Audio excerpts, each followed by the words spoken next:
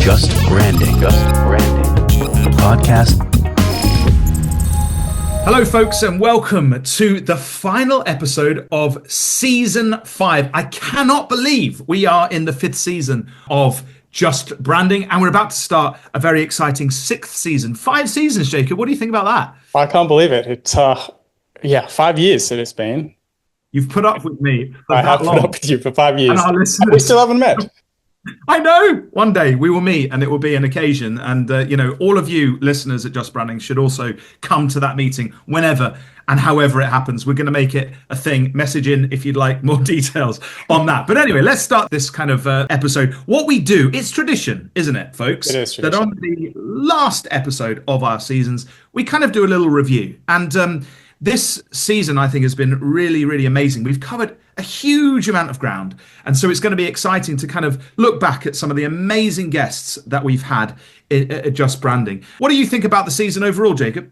We have covered a lot of ground, and we're going to play some clips for this best of, and just a minute or two here from each of our speakers. We're going to cover a lot of ground. We've talked everything from strategy to design to marketing. We've had some big names on the show, which you'll hear from soon.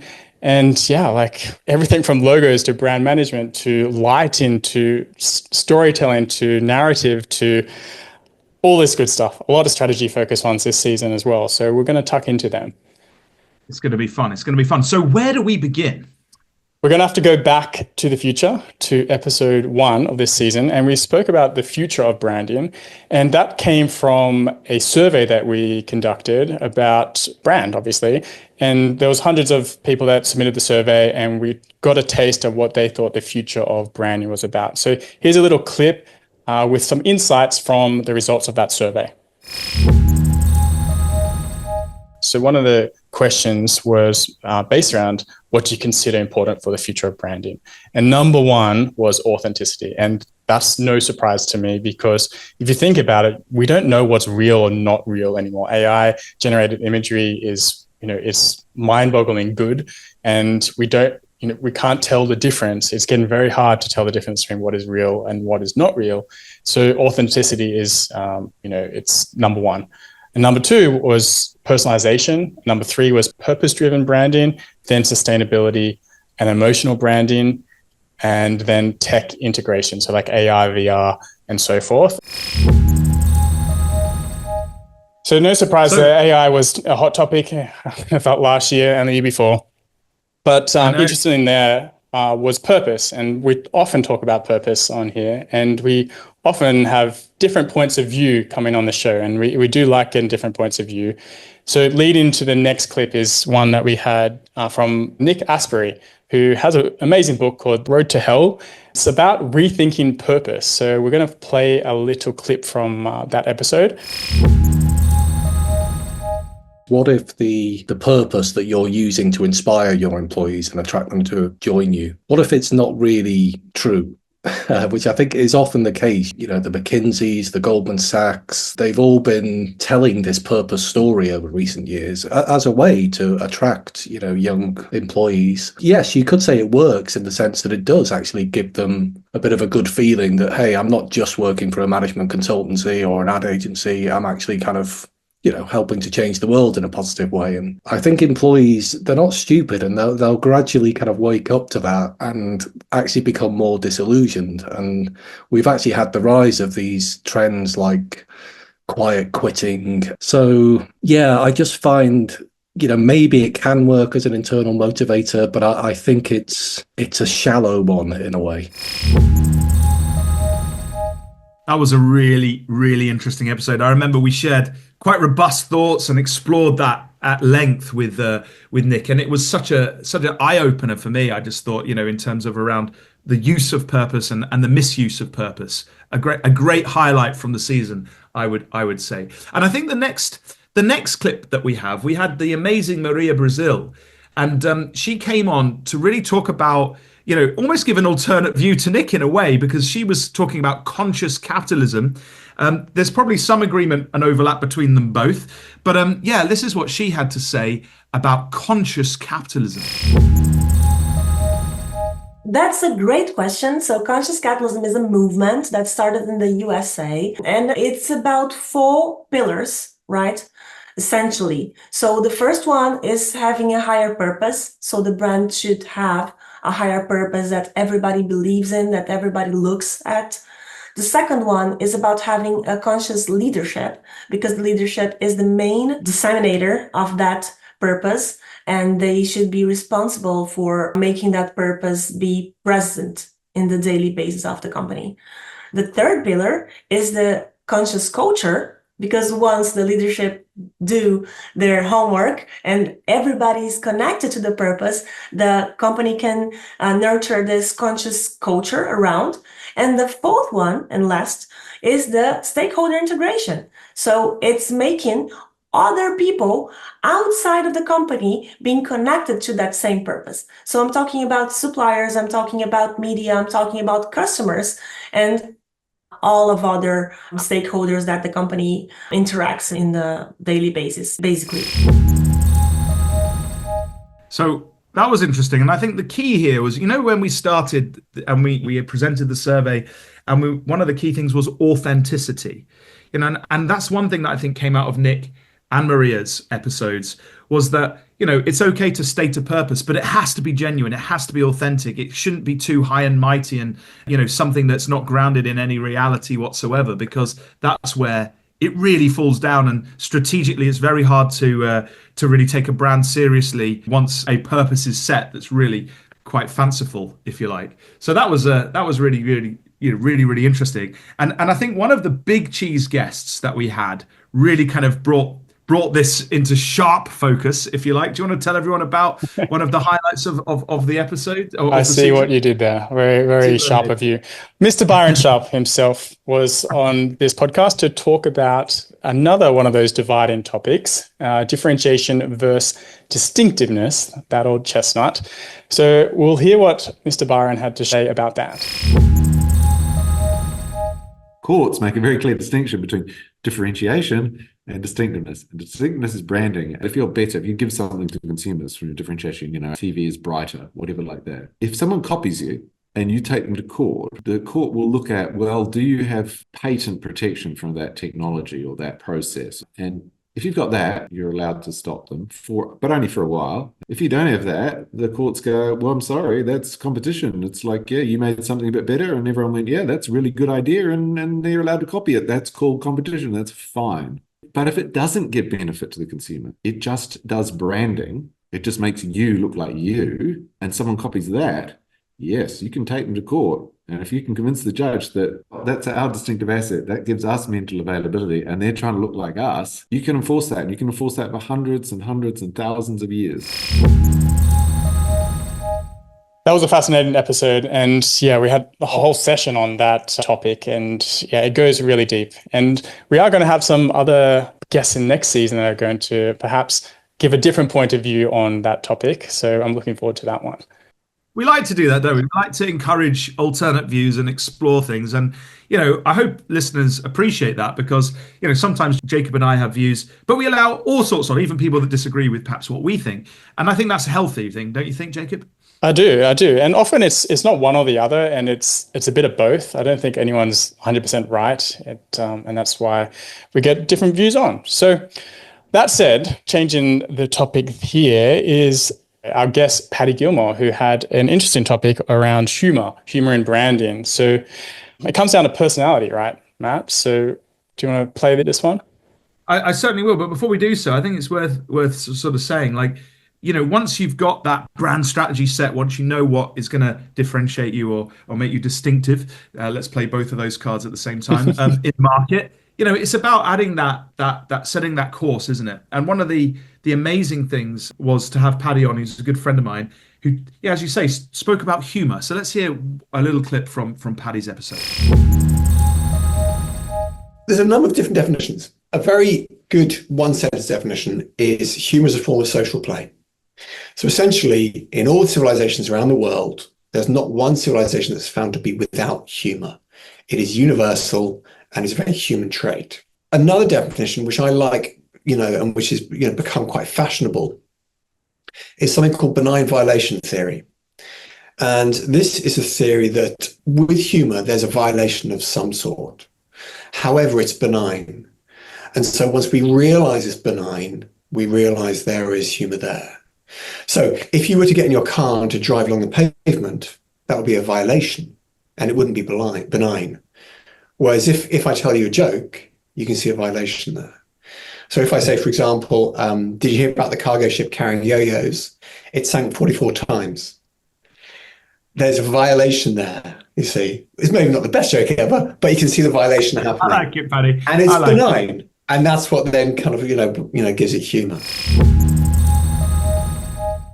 That was a great episode. And Paddy goes on to talk about how you could use humor to be distinctive in your market, to really stand out. And I just thought it was we told some terrible jokes on that episode. Oh, terrible.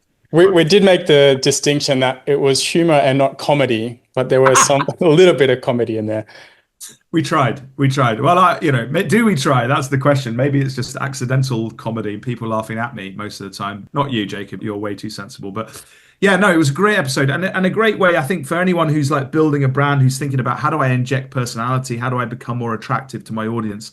That was such an awesome episode. And Paddy goes into all sorts of theory around humor, as you heard then. But this idea of positioning yourself effectively in the market, we had quite a few episodes talking about those sorts of topics, strategic topics. One that I found really interesting was from Magdalena Adamska, who was the founder of Brandstruck, and we had her on to talk about a review basically of 3 positioning models, and this is what she had to say about those.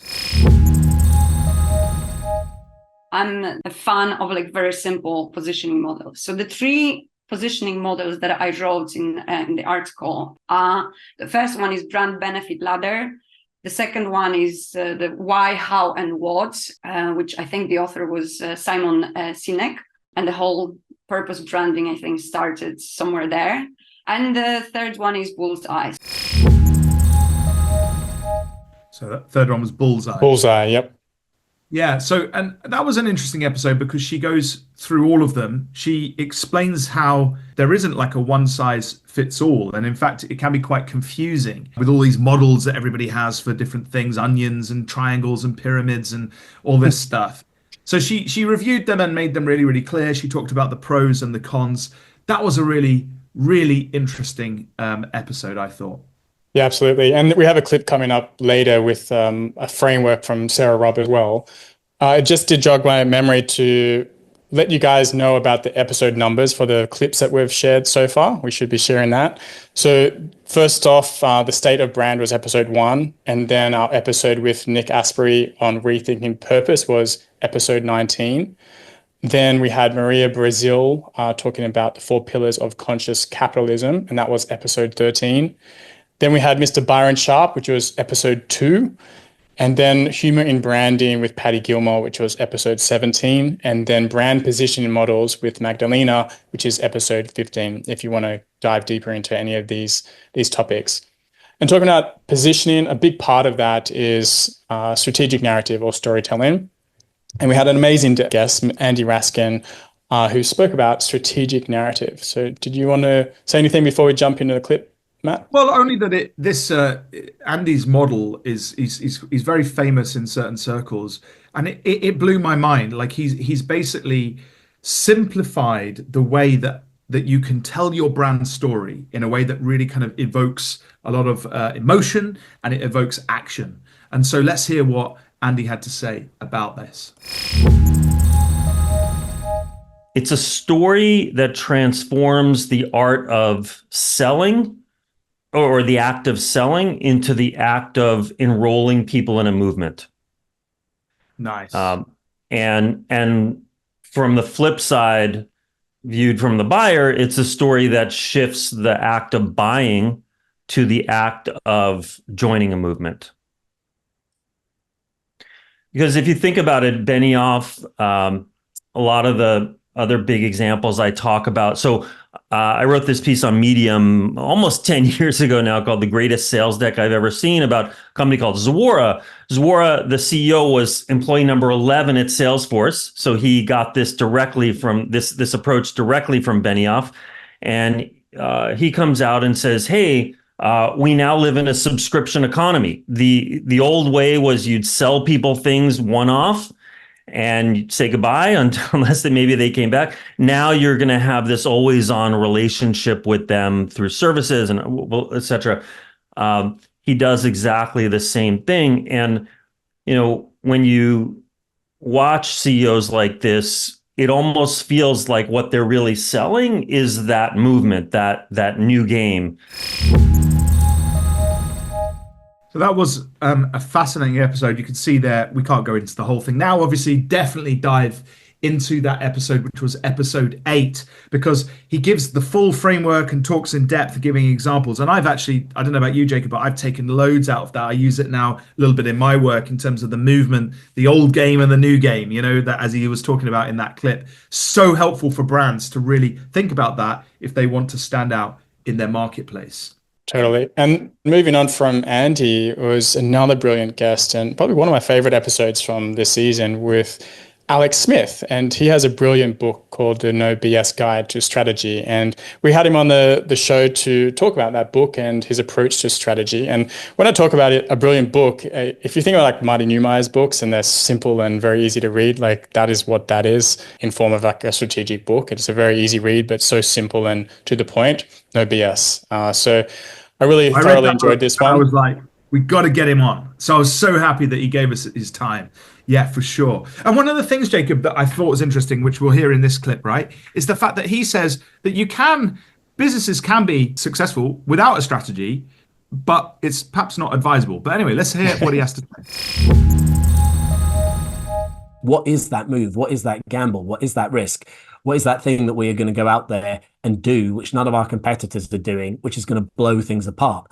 Now, inherently, that contains risk within it. So it's perfectly legitimate to say, I know no one would think about it this way, but like implicitly they are, to say, you know what, actually, we don't want to do that. We don't want to actually do something that makes us feel so uncomfortable and something that has such inherent risks and something that is, where we have to really kind of box in our opportunities and sacrifice certain things to our competitors and all the other stuff that you have to do with strategy. It's totally legitimate to not want to do that. And I think one of the big reasons why most businesses don't have strategy is because subconsciously or even consciously, they do not want to do the unpleasant things that are necessary to be strategic. But obviously, if you have an ambition to create wildly outsized profits compared to the norms of your market, if you have the ambition to be able to spend a lot less on marketing or charge whatever the hell you want, because ultimately you're the only place that people can go to for the thing that you're selling, or if you have the ambition to become the sort of sexy brand that everybody talks about, like an IKEA or a Liquid Death or whoever it might be, that is when you've got no choice other than to play the strategic game. So it's almost a temperamental decision, really. Do you want to have an adventure, so to speak, or do you want to just solidly run a business? Such an insightful episode that was, about the mindset that you need to take if you're really going to do strategy properly and really push forward. And I thought that was so good, because I meet a lot of people who like to just be safe, sit in, copy the others in the category and feel like we're all in it together. Alex really blows that out of the water in terms of if you actually want to make a dent, how brand strategy can help you to do that. So that was phenomenal, that episode. So that was episode 11. Next, we're going to go into one from episode 6, which is on B2B marketing with Jade Tambini. And the issue that she shares is that most businesses have no strategy. So let's dive in. Yeah, fellow Welsh person, where I'm currently living. So this was a good one. Here we go. The B2B marketing gap is the huge void between directors of B2B companies and the marketing resource where a strategy should be. So even where you've got a marketing director in a B2B company, you can often have the marketing gap because they were the marketing manager who worked really hard doing millions of tasks and got promoted, but never actually learned strategy because there was no one above them to learn it from. So in my experience, the way to often become a marketing director is just to do everything you're told for ages, end up sitting on the board and still do everything you're told, and maybe hire a few agencies to do a few bits of strategy for you, but you're probably still a bit confused.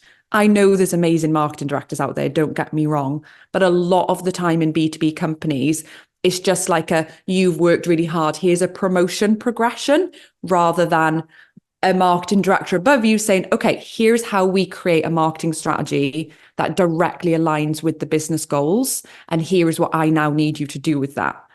Yes, in big corporates, they will have that. But in general terms, marketers in B2B are not learning strategy. And they're taking courses, but they're getting overwhelmed by models, and they're getting bogged down by cash cow, Porter's 5 forces, the 7 Ps, the marketing mix of this. They learn it all, and then they go back to work and they go, what can I do with this? Yeah. And that's where I was. So we just go back on the task wheel, just doing the tasks, not getting the budget. So what needs to happen for marketing planning to work is a strategic process. So that was insightful, where she talks about the B2B marketing gap. And the basic message of that is that a lot of businesses, don't have that strategic element. And that's where brand strategy can really kind of play a strong role, I think, in, furthering a business and helping it grow and become, super profitable in its category. Yeah, and moving on from that was Sarah Robb's episode, which was on brand strategy frameworks, which helped with this process. This was episode 5. Sarah has a framework called the unselfish framework, which she actually named on the episode because there was no name for it. But we can dive into that clip to hear about Sarah's unselfish framework. It's answering the questions. Why do we exist? What do we do? Who are we and how do we do things? And how do we want our brand to look, feel, and sound? That, to me, is the framework. You can then call those things whatever feels appropriate to your client. I was working with the Corinthia Group recently, who are luxury hotels, and the chairman's been there for over 50 years, and he has talked for 50 years about the spirit of Corinthia. And I would have been an idiot to go in and say, well, you can't use the word spirit, you have to have values. He wouldn't have used it. It wouldn't have worked. What needed to be done was to help him articulate what is that spirit, right?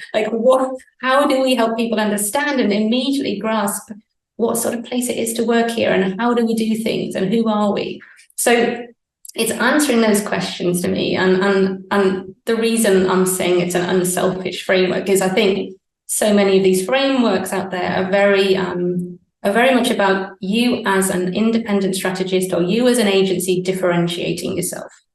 And I've sat so many times with clients helping to pick agencies, and you see them all coming in, and I know why they would need to differentiate themselves. So they come up with the brand onion or an acronym for their process. And I think I understand why, and it's hard to differentiate yourself, but I don't think that is thinking about the customer. And we talk about that in brands all the time. It's not thinking about that client. You do not get a CEO standing up talking about a brand onion. They're never going to do that, right? They want to talk about why we're here. How do we do things here? Who are we? And so I think that's why I'm calling it the unselfish or selfless framework, that I'm trying to make it help the client. And helping the client means giving them useful, simple language that they would actually say, that they will actually stand up and feel comfortable talking about to their 20,000 employees. So interesting, right? And some of these clips, Jacob, I think what it's showing us is the value of brand strategy. Yes, there's a value externally, right, to position a brand so that it can become the number one choice for particular audience segments. But also, as sort of Sarah's illustrated there, and some of the other guests have illustrated, it's a kind of a uniting force for within an organization, for within a business, to drive it forward, to give it focus, to give it clarity, to make sure everybody inside understands what that brand is all about and helps them make decisions going forwards. Absolutely. And yeah, I really loved her framework and that episode as well, which leads us into Shanna Ray's episode, which was episode 9 on rebranding. And this whole episode was focused on rebranding, but we're going to dial in on one aspect of it, and it's about listening to your customers, which is so vital. So yeah, she gave some tips as to how do you begin to go about the rebranding process. So smart. So listen to this one, a good tip coming up. I encountered something a long time ago, and it's what we did when we rebranded. And so what you do is you take a small amount of your favorite customers and you call them up and you ask, can you do me a favor? Can you pretend that you're giving someone a referral, and can you record it on a text memo or type it out, however, but instead of sending it to your friend, send it to us. We would love to hear what that referral sounds like. And you do not want to be heard. You don't want them to refer you on your price, on your convenience, and on your customer service. So those 3 things get across X out.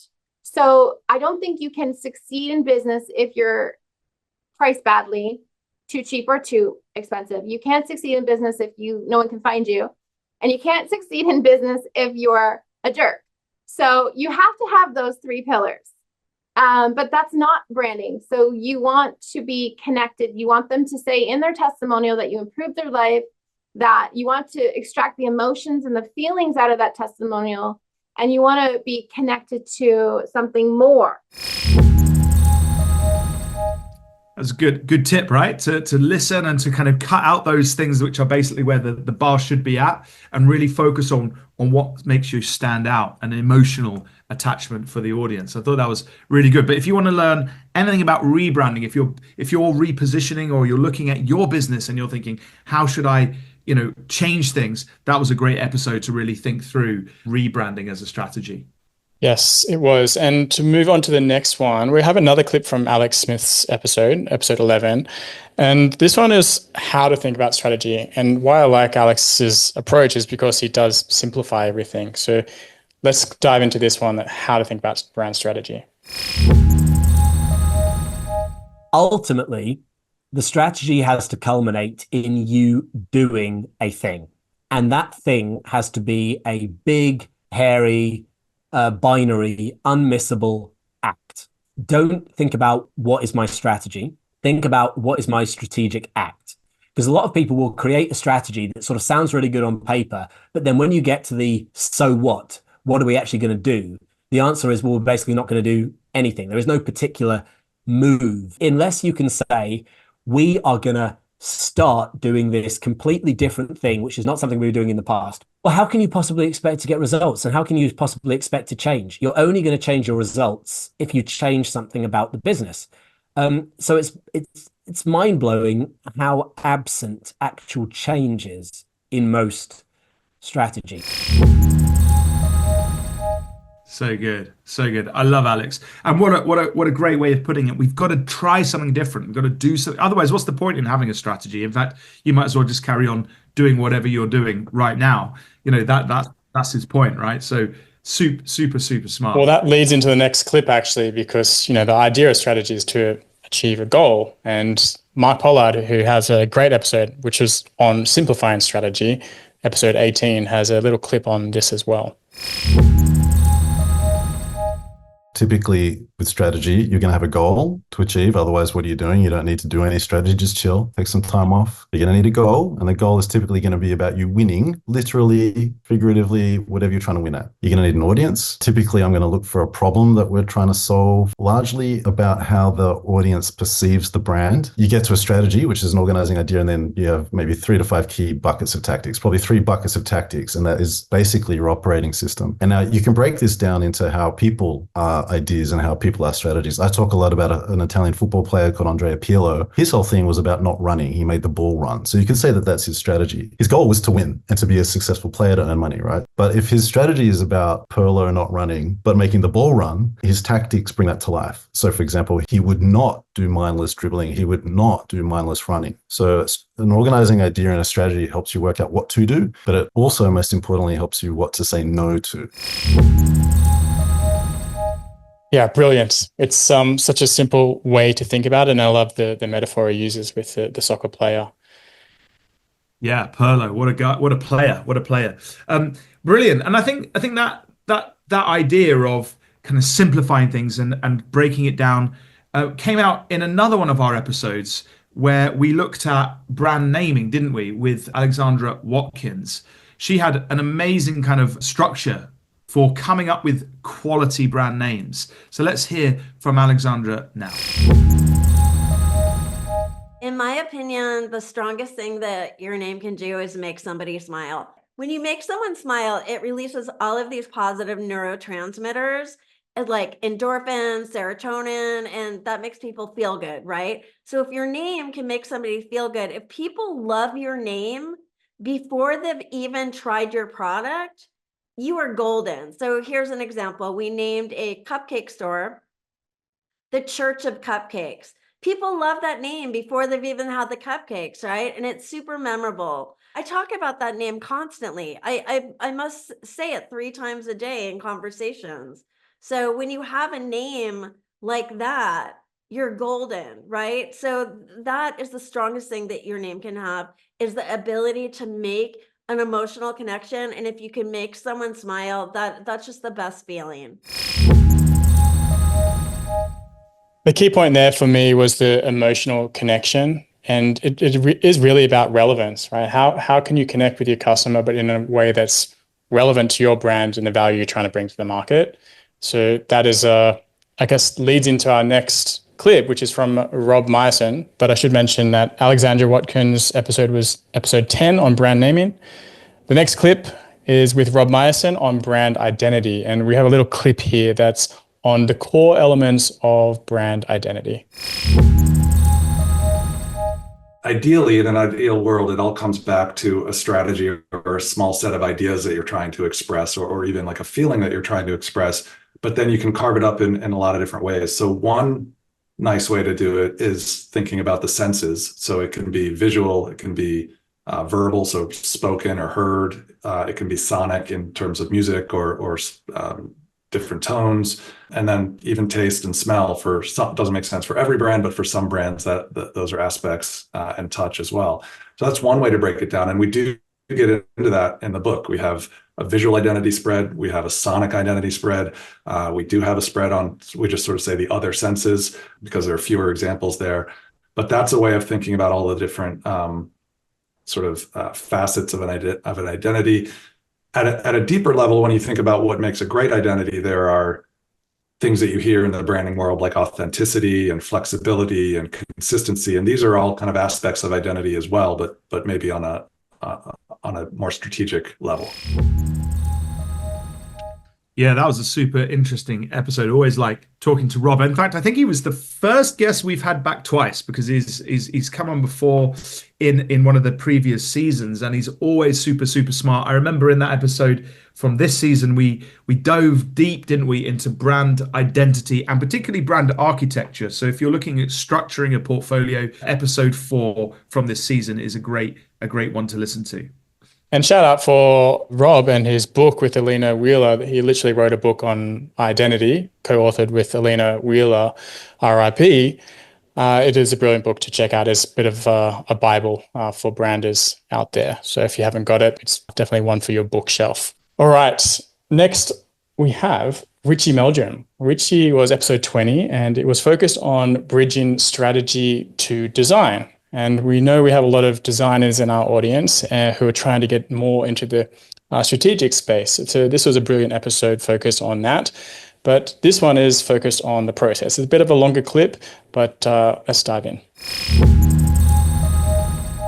The process, I feel, should always be open to change. You know, it shouldn't be so rigid that you're just like, this is how we do it and this is exactly how we're going to do it every single time. But I do think that there should be like a kind of spine. And one of the things that I feel a lot of, because I get a lot of designers coming to the program, to the course, that rightly are looking to move upstream, you know, like to use strategy to like move upstream, to inform their design work more, to have more influence in the early stages of a design project. And so one of the things I feel that they are often lacking is just like having a recyclable process of like what a brand strategy project looks like. They're kind of making it up on the fly every time that they go into a project. So one of the things that I try to kind of not drill in, but like kind of impart to them is like, have a process and like put it forward as your process. No, don't just have like brand strategy as a line item on your approach to creating identities and then just not expand on that. You know, have it as a line item and then have all of the stages of that underneath. So the first, like, I mean, it's not a revolutionary approach to doing brand strategy. The first is like a discovery, a research phase, like audits, interviews are the most important thing, analysis of data, analysis of competitors, analysis of the industry, site visits, watching, AI assisted research if you need to, for when that's useful. It's just really about like turning over as many possible stones as you can, because at some point you're going to have to stand up in front of people and go, your brand is this, you need to start doing this, you need to stop doing that. And so one of the best things about being a brand strategist, I feel, or a consultant, is you get to be dropped into all of these different industries that you might know a little about, but generally you don't know that much about. So you've got to like up your knowledge very, very quickly. So yeah, there's a lot that goes into strategy, and what I loved about Richie's approach is he breaks it down so well, and that whole episode is focused on that as well. So if you don't have a process that you're confident in and you want to learn more about what happens behind the scenes, that is a brilliant episode to listen to. What were your thoughts, Matt?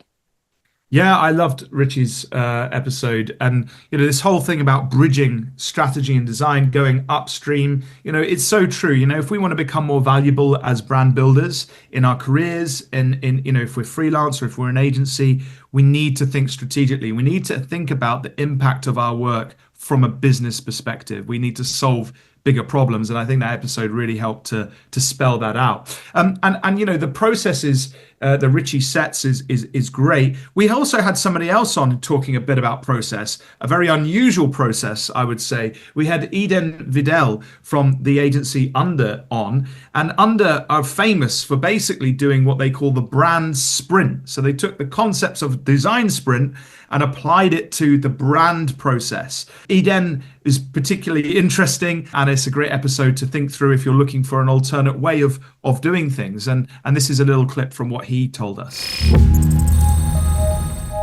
The sprint is like, running fast, doing things really fast.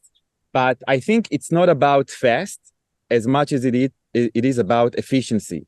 So think of it as, we did a lot of branding processes throughout the years, just like yourself. And there is one thing I've learned that was like hitting me every time. I was like, every time I was like falling, every time I was devastated from it.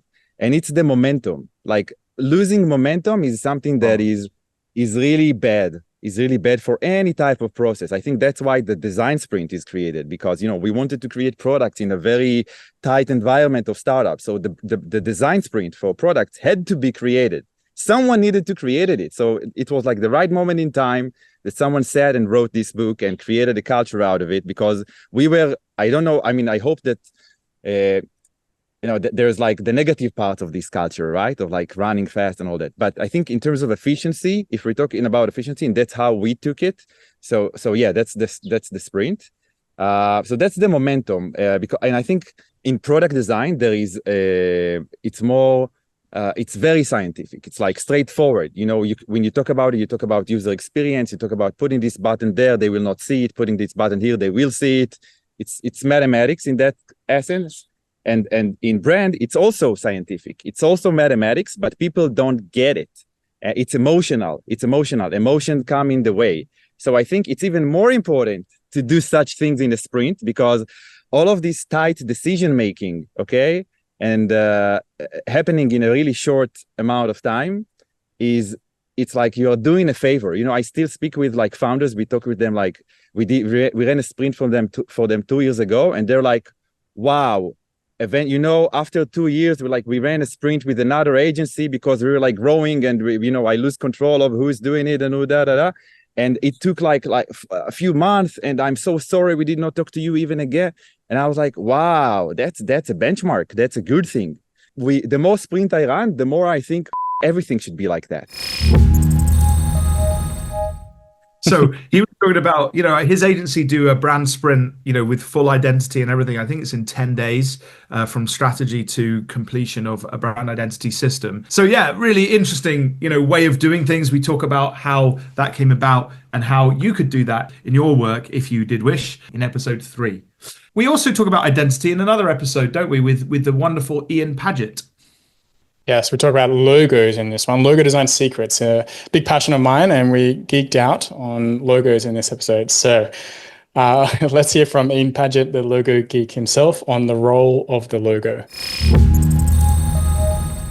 The role of a logo essentially is that it really impacts that first impression. If you think of yourself going to an event, you dress well, you try and look your best. People make first impressions based on what you look like, and they do the exact same with your business. If they're only going to see that logo needs to have a certain look and feel that correctly represents who you are. That logo is going to make people make a lot of assumptions based on who you are as a company. But once they go through that, if they have a good experience, then that logo doesn't really matter. It just helps to identify who you are. But if they have a bad experience, ironically, that logo is going to be a bad logo, because if you ask any graphic designer what's a good logo, people are going to say Apple, because Apple's a successful company. It fascinates me how a logo is basically an empty vessel until you start associating it with everything about the brand.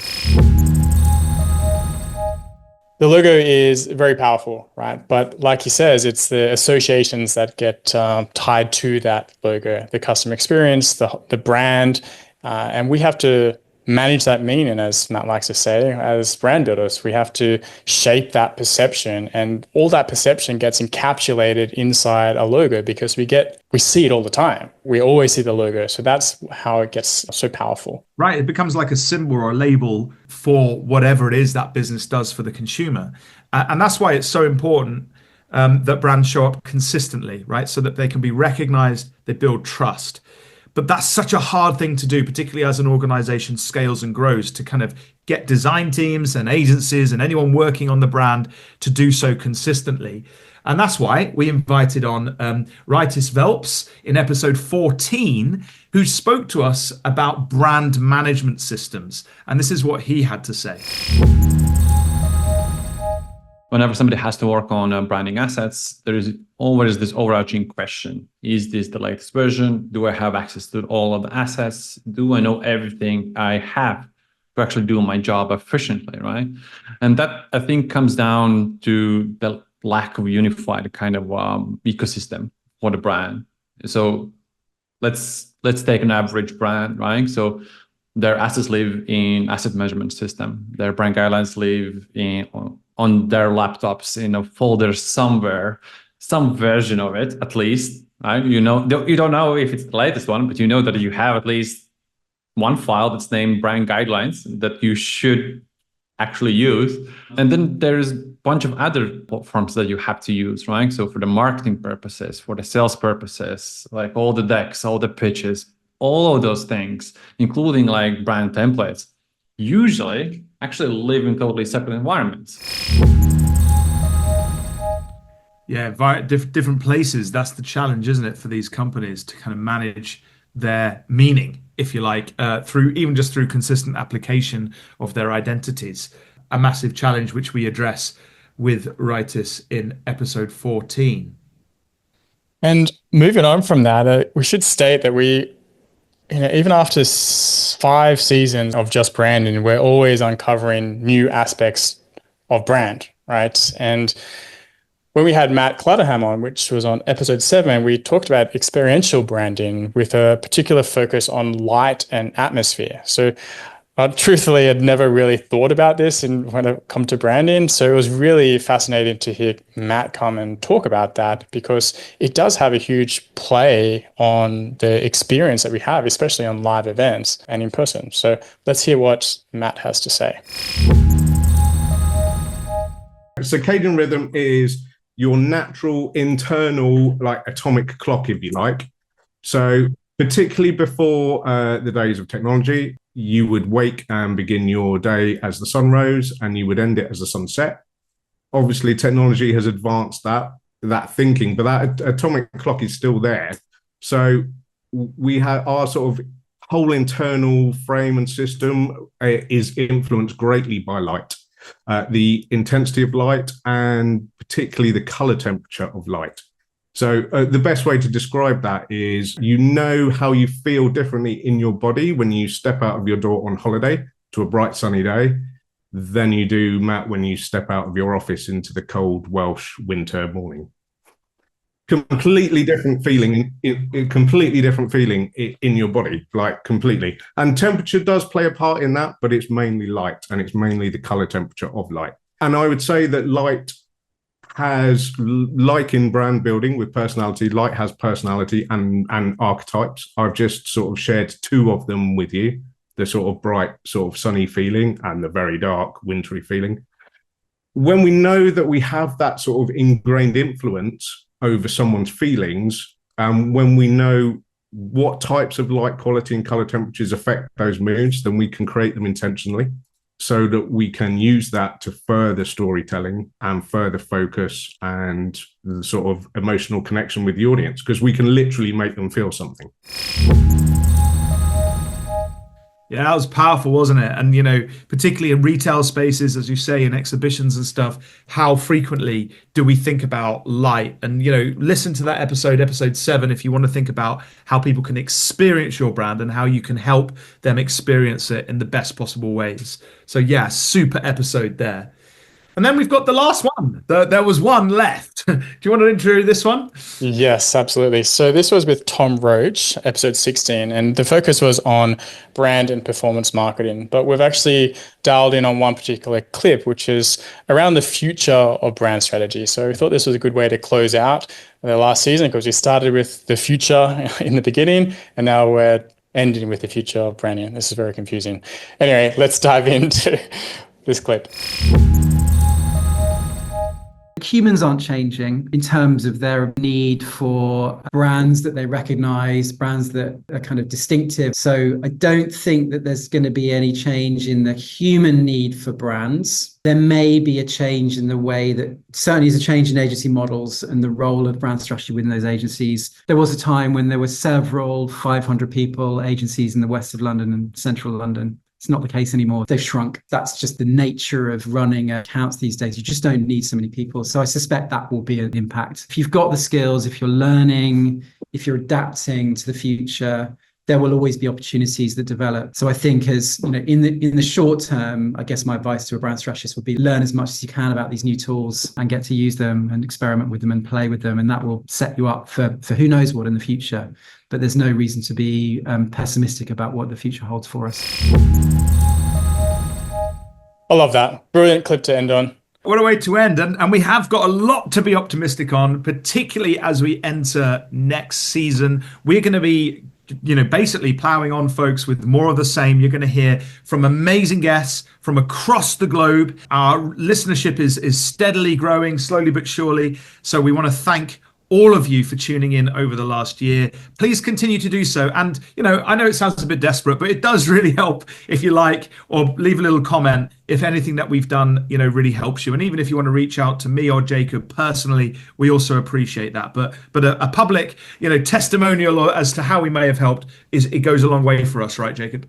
Yeah, on Apple Podcasts particularly, their reviews help our show get seen and heard by more listeners. So if you have enjoyed the season this year, that's the one thing we ask. A little review would be helpful. So thank you so much. We hope you enjoyed this summary of season 5, and we look forward to season 6 soon. See you there, folks. Thanks, Matt.